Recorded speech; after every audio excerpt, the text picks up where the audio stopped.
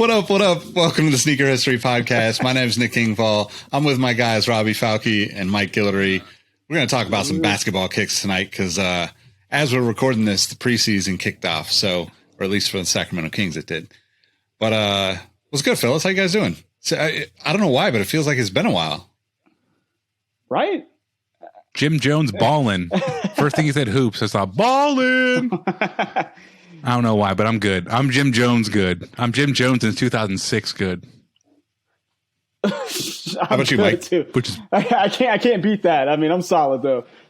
Yeah, Jim Jones 2006 good is pretty damn good. People have lived worse lives. Absolutely. We're just going to get right into the business of things. We got a new review from Acu Marino, and it says, reviewing after 2 years of listening, this podcast and YouTube videos are my weekly go-to for everything sneakers. From new cops, top 5 drafts, new sneaker releases, and who's who of special guests, Sneaker History brings humor, compassion, information to the game. These podcasts is inclusive, thoughtful, and smart, all things a good sneakerhead needs in their life. The Patreon Discord community is also very informative and shares up-to-date info on release dates, raffles, and other sneaker-related info. That's a pretty solid review. I'm definitely appreciative of that. Nice. Acu Marino. We appreciate anybody that's going to leave us a review, but thank you as well for being a Patreon member and being a part of the Discord community, because you know that community is, I can't say enough about what it means to me to have people that are into sneakers without all the negativity that seems to be on social media with sneakers. So thank you. I was like, this MF's spitting right now. He got the whole spectrum of congratulations right there towards us. And it's fantastic to be 2 years in and we've now converted you enough to leave a review. If there's any other listeners 2 years in who have not yet left a review, be like my man Marino over here. Go ahead and just drop one in. There's no late is not a bad thing. Doesn't matter when you do it. Just go ahead and do it. Yep. And just shut one up. We appreciate it. Go and do it. Yeah, definitely. So what are you guys rocking? What are you guys copping lately? That look. I can go because I have them right here. I'm still wearing the Air Max 2021. Has not changed. It's been my everyday chore shoe. I go do the trash in it. I walk around the neighborhood. I'm like a dog. I like to get walked around the block every now and again. This has been my shoe of choice still. Very nice shoe. Nice. And when it comes to coppin', man, I'm not going to lie. The Jordan 12 that isn't the taxi, like the gold-plated taxi, has kind of been on my mind. That's kind of what I'm looking for. It's weird. Didn't think I'd like that shoe so much, but I keep seeing more images of it, and I'm definitely a fan. Nice. What about you? Yeah. Well, broke out the... Ambiguously. I broke out the answer for today. I just went to a grocery store, but figured, hey, throw them on. And copping, I mean, I'm on that same, I'm a broken record right now. October 12th, I'm here ready to take either a happy first-time victory or a sad millionth loss trying to get a pair of those Gundam dunks. So we'll see, fingers crossed. Yeah, man. I'm not gonna rain on your parade. Robbie already did that last episode. He already done it. Hopefully you get I almost did it again too. I'm gonna bite my lip.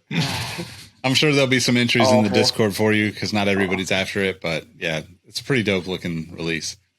Yeah. As for me, what did I wear today? I wore the Colette Kith Puma Disc Blaze today, and I just love all the Colette stuff because that royal blue is beautiful.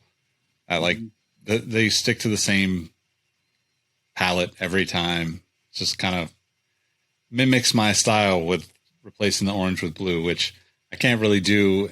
As we get into the playoffs here, I can't be doing that stuff. So I had to get it out of my system. And then starting Friday, I might be showing up with a mohawk and orange hair and all that shit. So in case anybody's wondering, the Giants did win the National League West and beat the Dodgers. So shout out to my Giants fans out there. It's the odd year thing, right? The Giants are only good in odd years. Well, it used to be even. It used to be even years. Yeah. See, now, I mean, good is good, but what's funny about that is Nick's been growing out this mullet that we can barely even see. So I'm curious to see what a orange mohawk would look like. It's going to have some height. People aren't ready. Yeah. As far as COPPIN, I don't think there's anything that I'm really like ready to pull the trigger on. I did think it was cool that Noah and Vans brought back like the Caballero, high top, which just that shoe hasn't been really given as much love as the half cab. Rightfully so, the half cab is a way better shoe, more comfortable, and the shoe for Steve Caballero. But I just thought it was cool that they brought it back, and like the colors are kind of interesting. Not really what you would expect on a Vans shoe. Looks a little nicer material too, so I thought it was pretty dope. But I obviously didn't pick them up or anything. But if those are the ones sitting around, those are one of those shoes that if you end up at the outlets and you see them for $50, $60, you definitely scoop up a bit. Yep. I got to go on this a little baby comment to the outlet. I went to the Nike outlet for the first time today in years. I've sworn it off. I don't need to go buy really any shoes, honestly. So I try to stay away. And I went in there today just to kill some time. And it was awful, man. There's like the worst selection of shoes I've seen. Because there used to be stuff where you would maybe pump the brakes and see if it goes on sale 5-6 months down the road at the outlet. Now I'm looking at stuff out there and it's like, man, it's pandemic maybe hit so hard that stuff 6 months ago, like just isn't there. That was, if it was cool and normally would be at an outlet, maybe just enough didn't get produced or whatever might have happened. They had 24 pairs. I counted 24 pairs of size 18, LeBron 18 Monstars, those big purple LeBron 18s, 24 pairs of them in size 18. Not one other size of the LeBron 18 back there. But this time of the year, the 19's about to come out. That's when you historically could find some good signature shoes before the next crop of signature shoes come out ready for NBA season. And that just wasn't happening today. And I was a little bummed, not going to lie. One positive takeaway was I got to hold the Bordeaux 6s in hand finally. And that's a beautiful shoe. If you get a chance to go buy it. Of course, they only had youth sizes and returns, but it felt fantastic. Go buy that shoe. And the BW, the new retro of that, buttery materials. It's kind of an awkward ankle.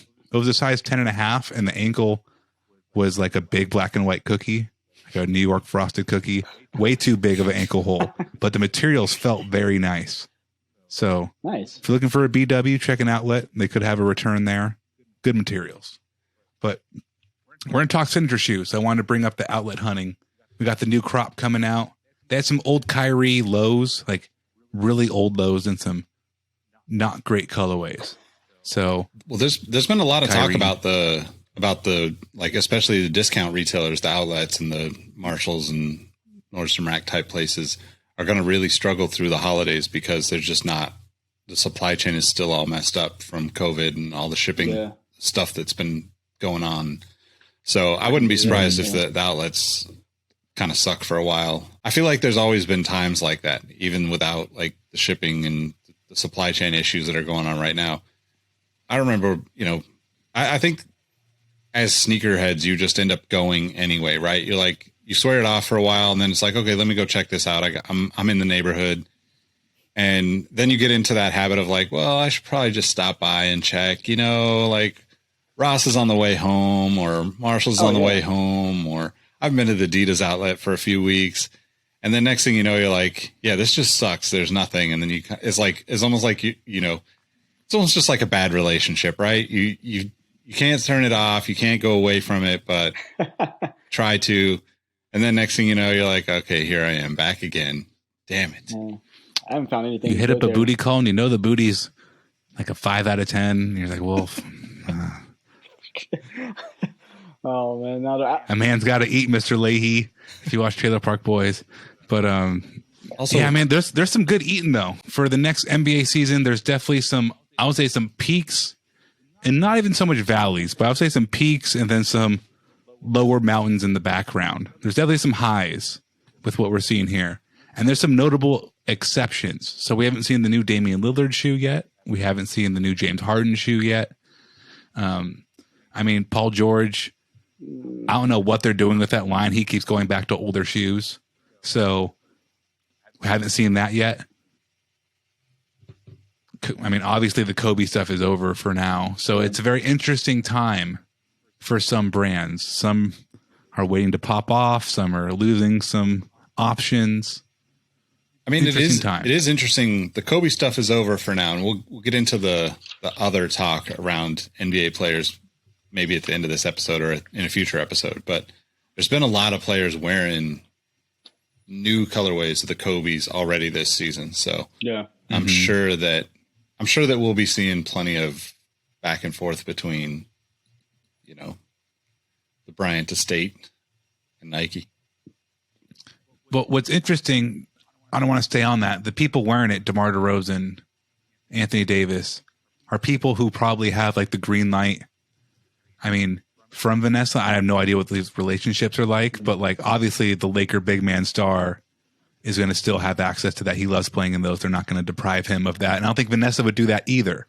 So it's going to be very interesting to see how that goes with players. I want to give it 2 years, if not 1 year, that we're going to start getting Kobe's again.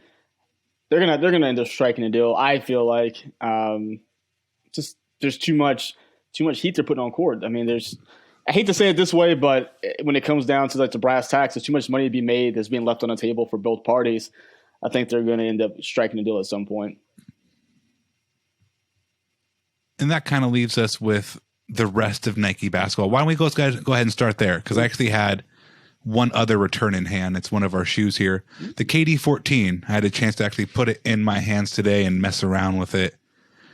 And it's an interesting shoe. I think it's great for what he needs as a player with now a recent history of leg injuries, lower body injuries. That shoe felt really stable, felt really wide, it felt really secure. It wasn't my cup of tea personally, but I can see somebody who like wants to have an added layer of like peace of mind in the back of their head that like my shoe isn't going to slip.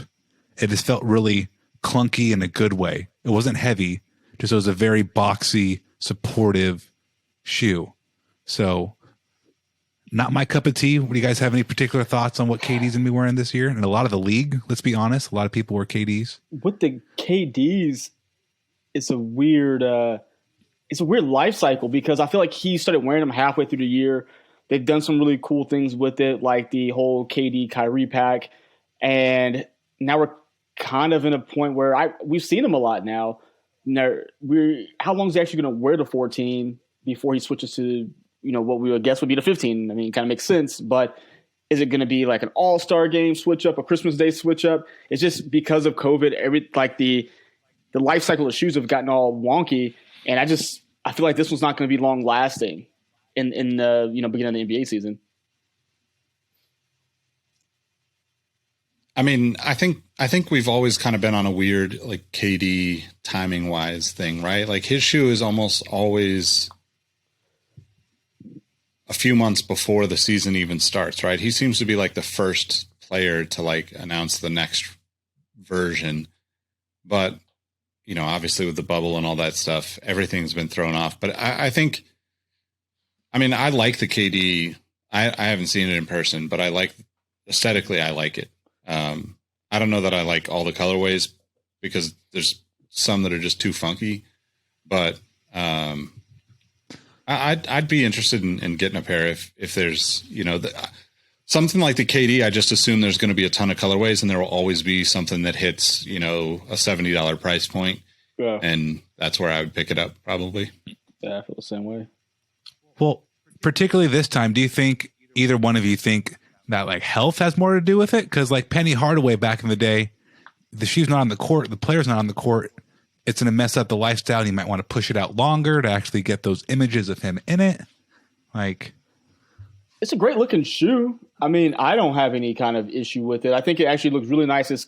There was kind of a lull in his line, I felt like, where I guess the 13 kind of started bringing some more life back, but it kind of started looking kind of like too basic in a sense of they didn't look signature shoe-ish. But this one, I think the 14 did a really good job, but I feel like you're going to get a couple couple months in it, then I think he's gonna. I feel like Christmas to me is where he's gonna introduce something new. It's hard for me to like think about if it matters if it's worn on court at this point, because these guys are just in your face all the time. Yeah. And you know, on the flip side of that, like if KD walks into the arena carrying a pair of Travis Scotts or Off-Whites, I still don't want a pair of Off-Whites, right? Like it's not going to influence me really in that way. I think it always kind of, it sounds cliche, but it really does come back down to the story of the shoe, the color of the shoe, all the kind of basic things that we like expect from like signature shoes.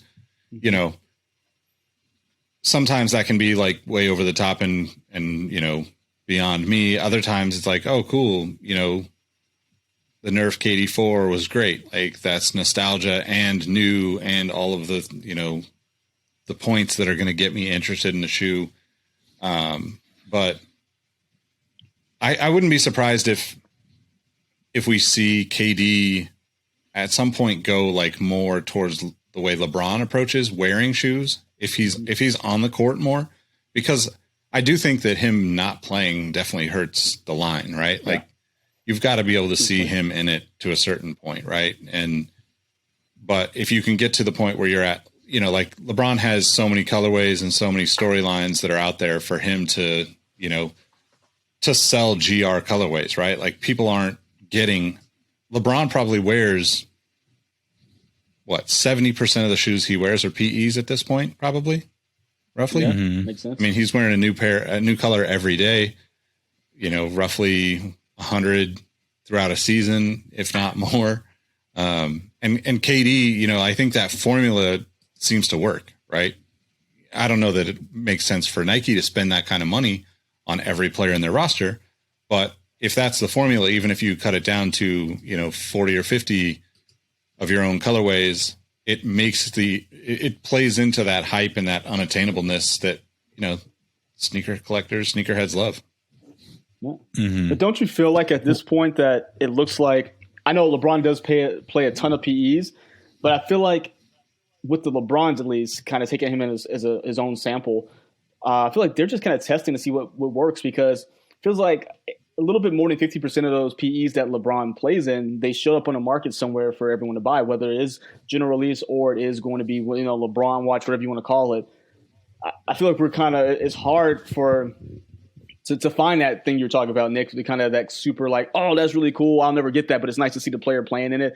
Gives me some more energy. Like, ooh, I want to go buy, you know, the LeBron just because of that. I just feel like now people are just we're so trained to say, oh, they'll be out and, you know, we'll get a exclusive drop on sneakers or whatever if we watch this game. We're so primed for that. If we don't get it, we don't want to buy the shoe, because everyone's like, all right, well, I saw him wearing the Travis Scott's like you mentioned down the tunnel. I'll just go spend $1,000 on those as opposed to buying a PE, you know, performance shoe. So I think it just makes it hard all the way around with the way people consume sneakers now. Yeah, but I mean, I would argue that if you're buying a pair to hoop in, you know, the color really doesn't matter as much to the consumer as it does to, you know, I mean, LeBron has always wanted to wear his own colors and not have them available for people, right? And that's not a bad thing. You still get the chance to buy 50 different colorways of LeBrons every time a new model comes out, right? So I still think there needs to be a balance in that too. I think that a player exclusive colorway, you know, that helps create buzz within the sneaker community, even if it's not a shoe that sells, even if it's not a shoe that you see a whole lot of, you know, like even in the media day stuff, I forget who wore the penny LeBron 7s, right? Like the Heroes Pack penny 7s were on somebody's feet for media day. And, you know, that shoe is not a publicly available shoe. Yeah. Like some people got it, but like, that's not something that is, never gonna get that. You know, like they're not selling an Orlando colorway or an Orlando story of LeBron shoes in any way, but because they did that, it becomes a thing that can kind of live longer in other ways, right? And I think that if brands and designers and, you know, colorists and all these people that work on these signature lines aren't thinking about long-term things like that, you're missing out. Like the brands need to be thinking about that, right? Because if let's say LeBron has a Space Jam exclusive colorway of his 19. Maybe it's just his for a while. Maybe there's others that, get produced, and maybe there's some that float around. But like 2 years from now, or 3 years from now, if PJ Tucker or any number of people that are going to wear really rare stuff on the court wear it, then that helps the LeBron line in a huge way, right? Because that's going to be the buzzworthy news around that shoe. Not that LeBron wore it, because it's just another one of 100 that LeBron's going to wear. And I think those are the things that, we could definitely see brands shift and do things in different ways. I mean, obviously production is going to be, supply chain stuff is going to be really the big question mark on everything for this season as to how all those stories come to life, because we've seen it with everything, right? Even the Gundams are pushed back again. Everything gets pushed back because they just can't keep up on the deliveries. And, it's kind of good, right? I like it in a sense. I like that shit's just showing up when it shows up, you don't have to plan every sneaker purchase and release from here until, 2068. Nobody needs to know 100 years of releases ahead of time the way that people pretend to. You don't have to be told what's hot. Sometimes you have eyes and you can just see what's cool. Yeah. And I think we just spent a lot of time on Nike basketball, so I'm going to pivot off of that. But the LeBron stuff is very interesting. Nick, you bring up that great point of him wearing it doesn't matter, but 5 years down the road, maybe a colorway that matches a young, I almost said Jalen Green, but he's Adidas. Cade Cunningham in Detroit. Let's say he goes back and has a PE of a shoe LeBron wore against Detroit in the Pistons. There's something he can do there 10 years that makes it way cooler than LeBron could ever do on his own. Speaking of young cats and way cooler, Trae Young's shoe has been getting a lot of positive reception from people. Yeah. The new Trae, I believe it's called, the Trae 1. Trae Young 1. The box is super cool. It's don't forget the people who have doubted you or something like that. Talk about don't forget people who have slept on you. Trae, I slept on Trae Young. I was like, man, you got destroyed in that Luka trade. But one team has now been in the Eastern Conference Finals and one team has not. So Trae Young is official. And like Nick was just saying, we've seen a lot of colorways. We've only had one drop, but we've seen a black and yellow. We've seen icy, ice cream, icy, all these different looks. We don't know when they're coming out, but I'm now excited to see them. You don't have to tell me every little thing. Just let me see some looks, and I'll make that decision myself. Oh. But how you guys feeling about that? Any thoughts about the Trae Young? I'll probably snag a pair, just because I really want to. I'm interested, especially the kind of new direction that Adidas is going. Shout out to the designer who's really been taking chances out there, because if I'm not mistaken, he designed the James Harden 5. Although that one may not have been the best performer overall, I think it looked great. And I think they're kind of going in the direction of making shoes look like signature shoes at Adidas. So I think that's probably the big thing. It has a different look. It doesn't look like just a inline shoe that you slap anyone's name on it. It could be whoever's shoe. Trae Young's has a very specific look. It does take cues from some other shoes out there, but it has its own identity. And I think what Trae Young has become, especially with him becoming this character who really the whole city of New York hates, it's only going to be up for him with this shoe as long as his performance keeps really putting them in a spotlight, I think. I think the Adidas stuff is pretty solid. I would love to see people get more into it. And I think there's colorways that make it potentially something that people could be into outside of just the standard, I'm going to hoop in these, right? That Atlanta 96 colorway that's got the green and the red and pink hues. I mean, based off the Atlanta Olympics, if you remember that era, those logos, it's a huge home run of a colorway, in my opinion. I don't like green normally, but that shoe and that nostalgia that kicks in just a little bit, right? Because the shoe has nothing to do with 1996, but once you hear that connection and you see it, it's oh shit, I could definitely rock with a pair of those. Yep. And I think to your point about the New York thing, that's where I would lean into that so hard. I mean, I would just lean into that so hard with I would make everything about Madison Square Garden and the Knicks and the Nets. Yeah, and Big Apple colorway. Let's go. All of it. The big flex is you do a New York colorway, but have like the hues of orange and blue just off. It's like just orange and blue off enough. So it's like, what the hell is this? That's not supposed to be Knicks. It's Trae Young, baby.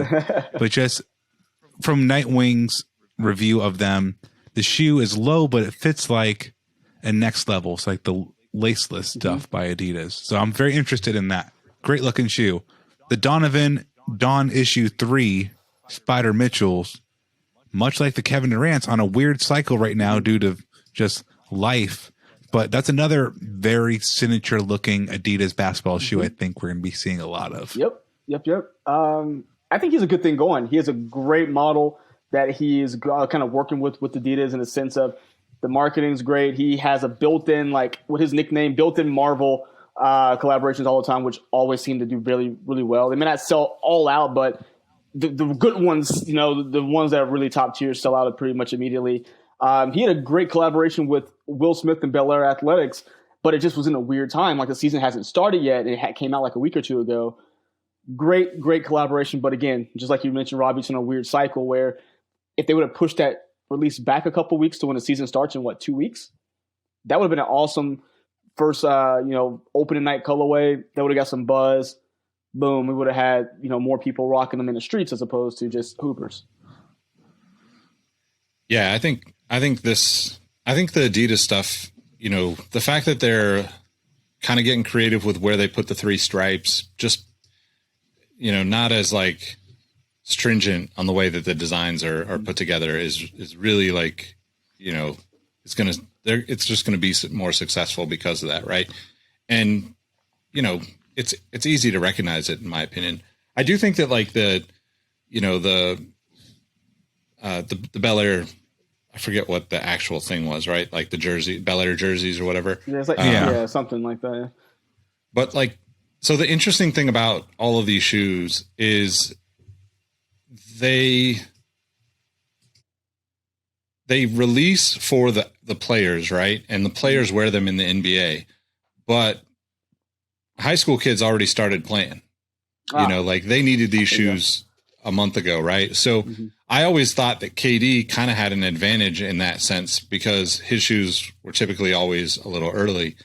But to your point, Mike, like not having the spotlight on the colorway like that, when you've got such a big partnership, it definitely is, who's to say if it will sell well or not. I mean, I think all of these shoes probably are manufactured at levels that, the goal isn't to sell out of them. The goal is to sell, 70% of them at full price, right? Yeah. Because you don't need to sell out a shoe in order to make money, obviously. That's one thing I really love about this Adidas basketball stuff is that though I hate the term, I'm just built different. This Adidas stuff is just built different, whether you like that different or you don't. That's up for you to decide, but they're giving you a different looking option. If you're with it, want something more funky, it's there for you. Great options. Another funky one is that Puma LaMelo, the MB1. Yeah. What the hell? I mean, so that shoe literally looks like, and maybe I need to see more colors than just all monochrome orange. That's typically not going to be the best example of what a shoe can look like if it's all screaming orange. But that looks like a build a shoe on 2K. I got to see more of it to be determined. But you guys remember the KD 6 lifestyle? That reminds me of that shoe. But what Puma's doing when it comes to just performance models, I think they may have had one miss with this Nitro. This last one, people didn't like it as much. But if it is in line with the rest of these shoes, I'm really interested, especially with their first signature shoe with a real hooper. No shots to J. Cole, but someone who's actually going to be on the court with this. They're 9 to 5. He's rookie of the year. What did they put in that shoe for him? Because the only thing I've seen so far is Jalen Rose showing it off on his Instagram, just weirdly quiet, showing the shoe. But I want to know what's in the shoe because you're betting the farm on this kid right now. Because he is not your first signee, but he's your first one to go all the way in. Let's see what this kid has. So I'm really interested to see, again, better colorways. I'm not a big all red, all orange, whatever color that shoe is. And the only thing I don't like is his logo on it is too big. They need to shrink that sucker down because it's big gaudy. So what's his logo on it? It's that Firebird looking thing on the tongue. Yeah, his tattoo that he has. Which I think that kind of goes around the ankle too. Yeah. Kind of why Trans Am is cool. Some people might think they're corny. Some people see that Firebird and go, hell yeah. So maybe, having a big, and I'm not even kidding, having a big bird, like a tattoo like bird on the front is going to be like polarizing, but LaMelo's like 18 and hella tatted up already. So it's like, that's his style. He's not doing stuff really to like make you comfortable. Yeah. Not his job to. I mean, I'm not like a huge fan of that aspect of the shoe, but like, I like the all orange, obviously. But I like what I like about it the most is the small Puma logo because it's different than most of the Puma stuff, right? Yeah. Mm-hmm. Everything that's like super heavily branded is like, okay, cool. We know that it's a Puma shoe, right? And at the end of the day, that logo being, half of the shoe is going to scare most people away from it, to be honest, especially when it comes to basketball shoes, right? People want a swoosh on their shoe or they want, a Jordan logo or something, generally speaking, right? Like it's a huge percentage of people that want that regardless. But if you take away logos altogether and make the logos small, obviously with the exception of his personal logo and that's on this shoe, I think it opens up to more people and, more potential fans of the shoe. Definitely. I think there is room for me to have more love for it. I think it'll grow on me a little bit, but I don't think it's for the new cats. I mean, it's not for it's not for the new kids. I mean, it's for the new kids. It's not for the veteran. I don't think the veteran people I don't care that much about LaMelo Ball, but I'm Robbie. I'm not millions of people who are his followers online. Like I am way out of I'm way outnumbered on that. So I think it's going to do good stuff for that next generation of kids. Mm-hmm. Speaking of doing good stuff, Langston Galloway, the luckiest man on earth, he benefited so much from the Phoenix Suns going to the finals. When was the last time we ever saw Langston Galloway like nationally on like a tunnel walk up? Never. He happened to parlay that. No, NBA circles, yeah, sneakerhead circles for sure.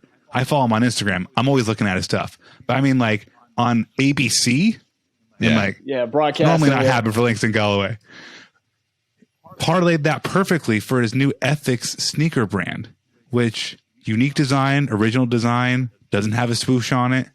But to Nick's point, it doesn't have another logo on it really. Mm-hmm. It's on the tongue, but this shoe, it's not for a lot of people, but for the people who are going to be interested in it, either from the story and the storytelling lifestyle, all the way to somebody just being like, hey, I heard you like basketball. Here's a Christmas gift of a basketball shoe.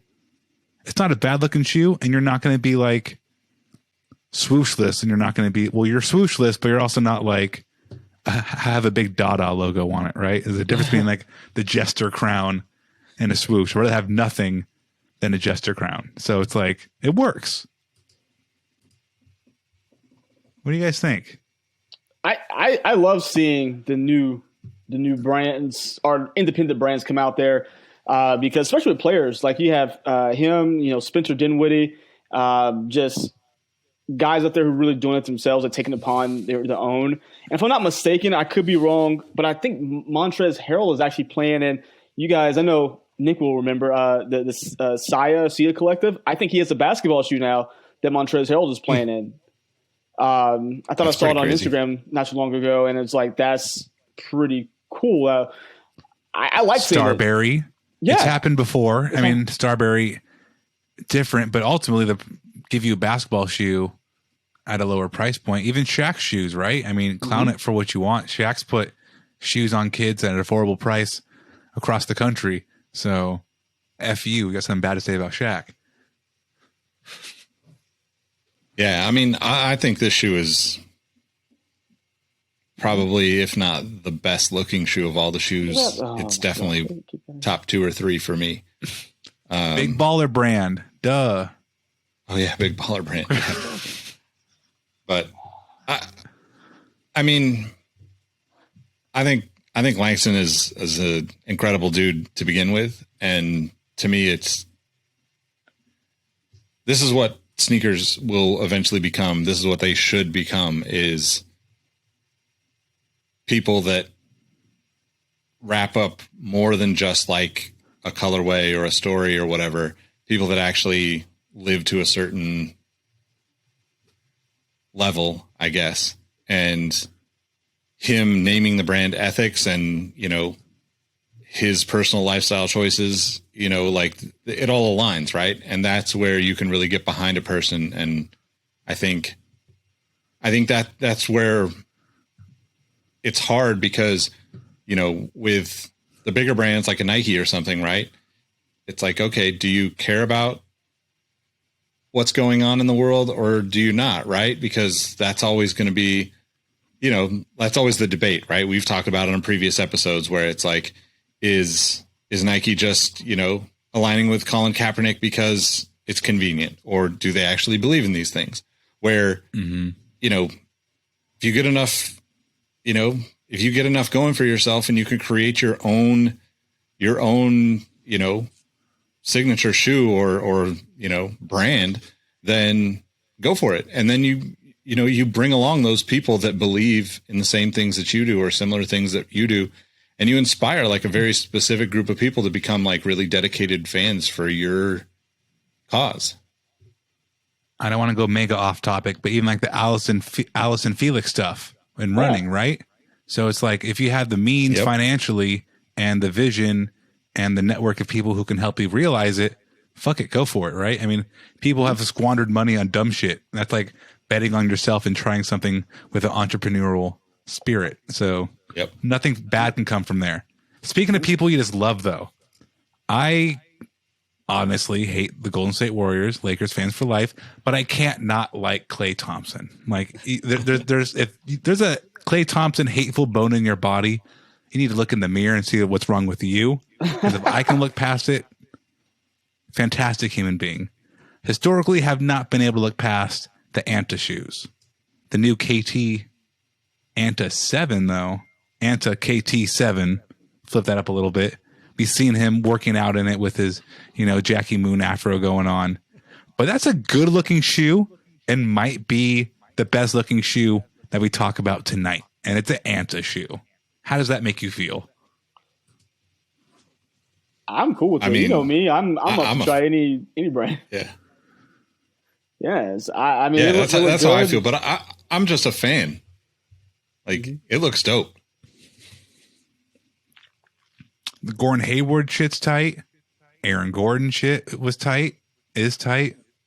A lot of weird, not weird, just overseas brands that may be foreign or weird to us. You know, used to 3 options in life in America now, capitalism. There's some good stuff overseas, though. So don't sleep. It's kind of hard to get. Let's real talk, especially if you have bigger feet. Yeah, I've never seen a 13. So never happening.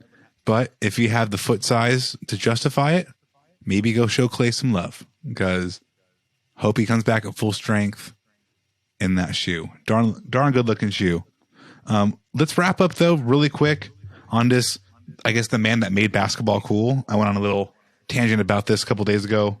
We wouldn't be having these conversations without Michael Jordan, right? Because nobody cared about shoes to that point, really, of what's that guy wearing until Michael Jordan came around.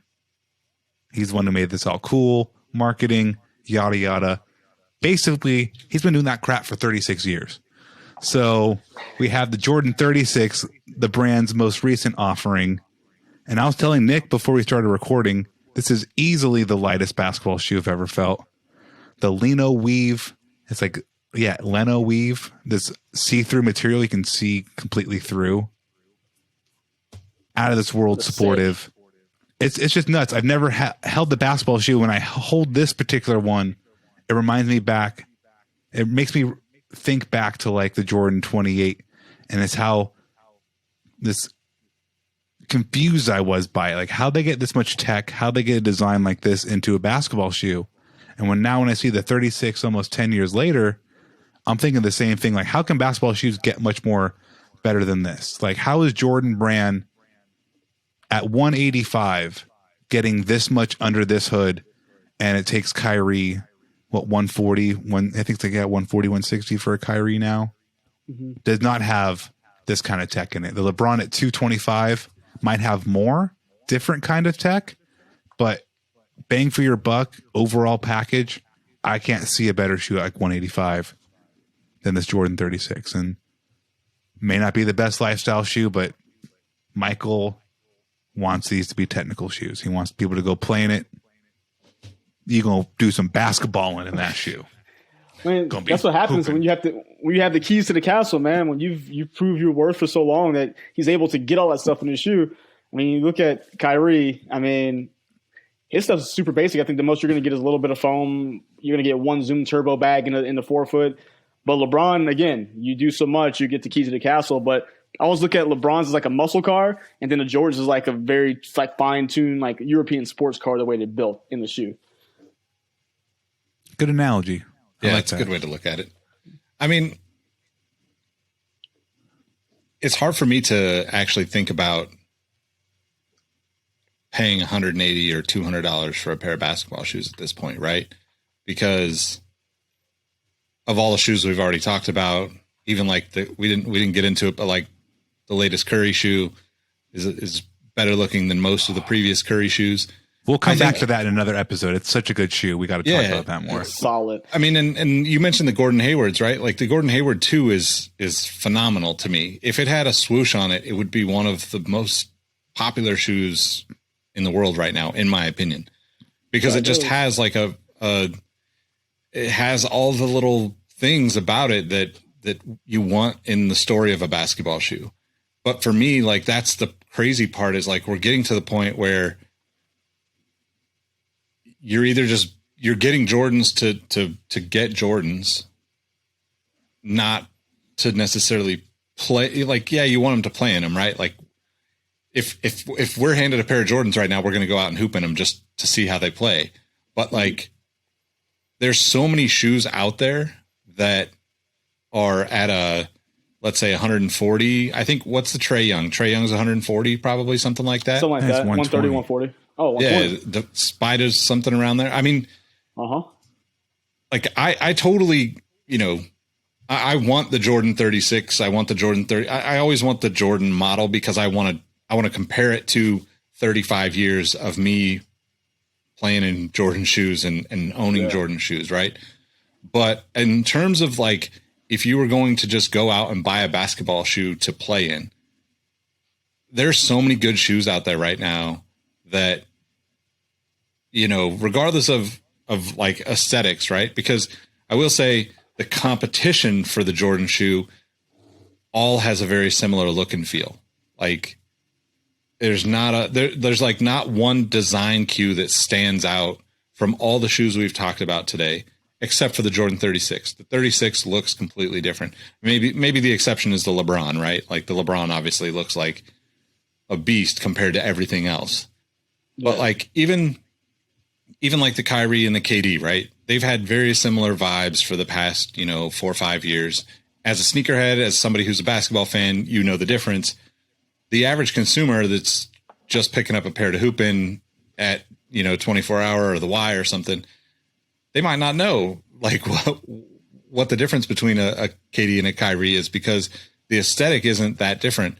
And I would even say like, there are certain Anta shoes and Li Ning shoes that look a lot like, the ethics from Langston Galloway. But I think that's also like an interesting place where we've gotten to with basketball shoes is like, how do you individually or as a team take this particular shoe and this particular product and elevate the story and elevate the excitement for this particular shoe in a world where 90% of the shoes that are being sold right now are low and mids, like they're just not high top basketball shoes anymore. Right. Like when you held up the 36, I was like, damn, it actually looks higher than I thought it would. I mean, I know it's not like ankle support high, like, in the 80s and 90s, but it looks pretty tall compared to a lot of the shoes we talked about tonight, which is interesting. Mm-hmm. What's really crazy is that I was wrong. The Trae Young is 140. That has light strike and boost in it. So this, you get full length, so you get double stack zoom in this bad boy, and like proprietary weave in it, and all these bells and whistles. Is that really $45 more than what Light Strike and Boost offers? No, but you're really paying the Jordan Heritage Premium, because there's the hues of the 6 in here. The Jordan Brand Premium, just Mike Jordan himself. People will pay more to have a Jordan logo on their sweatshirt versus, a Target, this JanSport backpack. Let's say backpacks, not sweatshirts. But, you put a Jumpman on it, there's innately going to be an up cost, and people are willing to pay it because they have a positive association with Michael Jordan. So that goes a long way, I think, for that $45. Do you need to spend that much? Nick, you're 100% right. No, you do not, especially when you probably have a million Jordans already in the closet. But if you're looking to hoop, you're trying to go play basketball a lot and you want that premium vibe, like Mike was saying, this is more like a BMW M5 than, a Chevy Tahoe that a LeBron is, or an Escalade like the LeBron is. So just different vibes, but that premium for the for the M5, the M badge, is it worth it to everybody? No. But if that's really what you're looking for though, and you're willing to pay it, and what comes with that extra cost, hell yeah. Let's go ahead and, sprinkle some gold on that ice cream. Yeah. What's the price point on the Zion? Zion's 120, which is funny when you look at it next to the Paul George stuff. And I feel like I'm always bagging on Kyrie. Kyrie stuff is not bad, but this has full length zoom strobel like the KD has, and a 4-foot zoom. So double stacked in the 4-foot and full length at 120. The material on the upper isn't as nice as the KD, but if you're going to be playing basketball, not running around on the playground, wanting to fit in with everybody, Kyrie's are everywhere. That's why I say that. Kids love Kyrie's. But if you want to go play basketball for the exact same price, I'd rather have the Zion than a Kyrie. That double stack is nuts. And it's lighter than the KD. It's way lighter than the KD, actually. The strap on the KD 14 was really cumbersome across the upper. But is it the best shoe ever? No. Is it better than the Chris Paul one, the Russell Westbrook one, the Eddie Jones one? Insert first Jordan signature shoe here. I think we dogged on this shoe a lot when it first came out. It's not supposed to be the greatest thing ever. Think about price points. Nick was saying, what do you want to spend and why should you be spending it? From a purely technical standpoint, I get full length and double stacked in the front for 120, probably 100, maybe even 90 on sale, 85 on sale. Hell yeah. That's a good value proposition if you're going to be playing basketball. Maybe when you're on varsity, get these. But if you're starting out, the Zion's a really good option. Yeah, think about this though, because when someone who really, really playing basketball, of course you want to have something nice. You don't want to have just an ugly shoe on court, but somebody who's really hooping is really going down, looking at the tech specs of a shoe to make sure it meets their need. Although the Jordan is dope. I like the 36. I think it's priced kind of high, but if I could catch one closer to the next cycle, when the 37 comes out and when it's a little cheaper, cool. I don't have to have it when it drops. But someone who's really hooping, that's why you see a lot of Kyries out there, because everyone likes to have a court fill. Everyone thinks they can break someone else's ankle, so they want that particular item. Or if you see everyone wearing the KDs, because that was the first one to really utilize the zoom strobel. Same with the PG was second to do it. I feel like a lot of people are more or less looking at let's look at the breakdown. I feel like when you get to basketball shoes, when you have pure performance, it's not as much about the brand, even though it does come into play. I won't say it doesn't, but I think it really is technology that's going to be more important to a true hooper than, all right, I got the jump man on the back. Cool, let's go. I don't think it's as important to them as we would think it would be.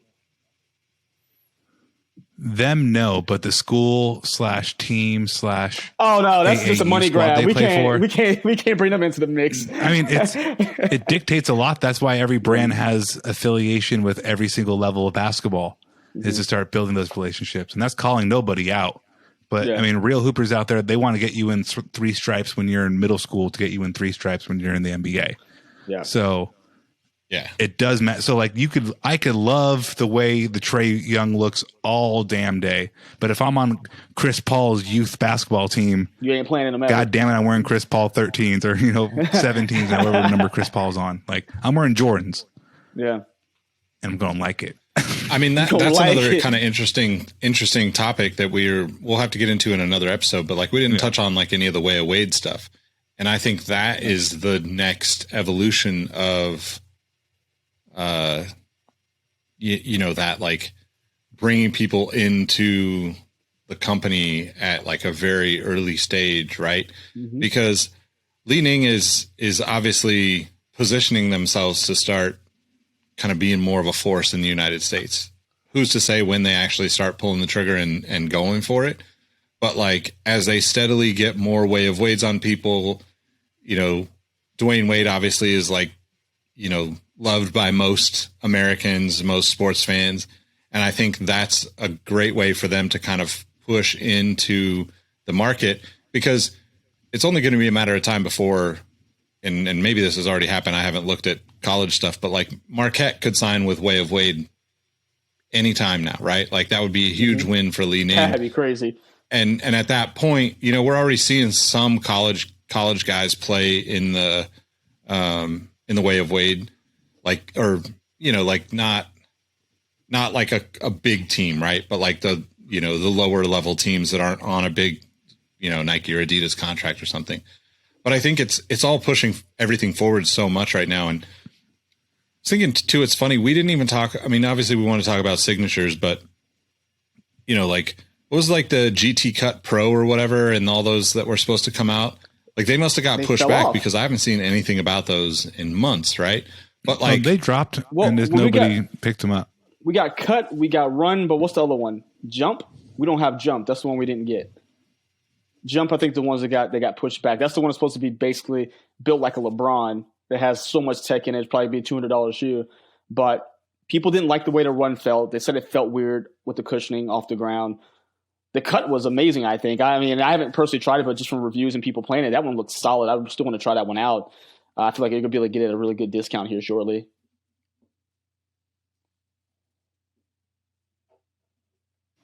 But yeah, I mean, if it's not signature, does it move the needle? And that's a whole. That's a different conversation. So many follow-up questions. Yeah.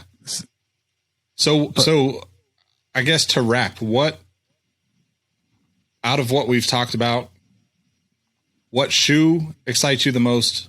Also, what player do you think has the most potential to like actually become the next, I don't want to put like the next Jordan or something, but like the next big thing, right? Because right now it feels like the NBA is wide open.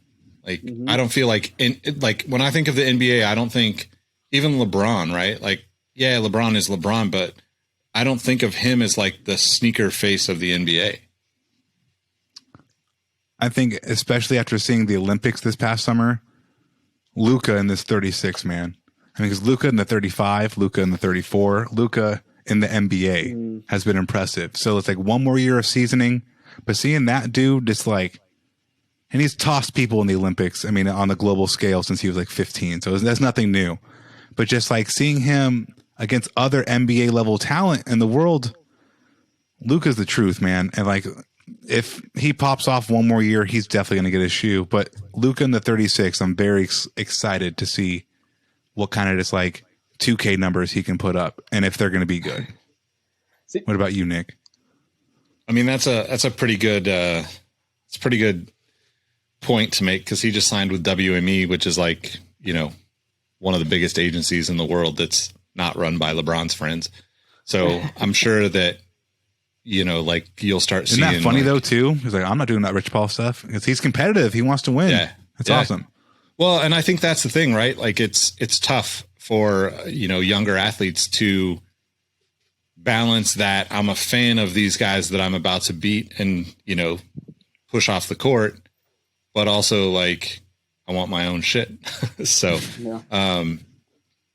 honestly, I think I'm most excited about Langston Galloway's stuff. If he's able to push that forward and kind of all encompassing his lifestyle to get his fans to support and buy that shoe, I think that's a huge opportunity. I think it's kind of like Spencer Dinwiddie, like, there's just a ton of opportunity for these guys to really kind of carve out their own lane.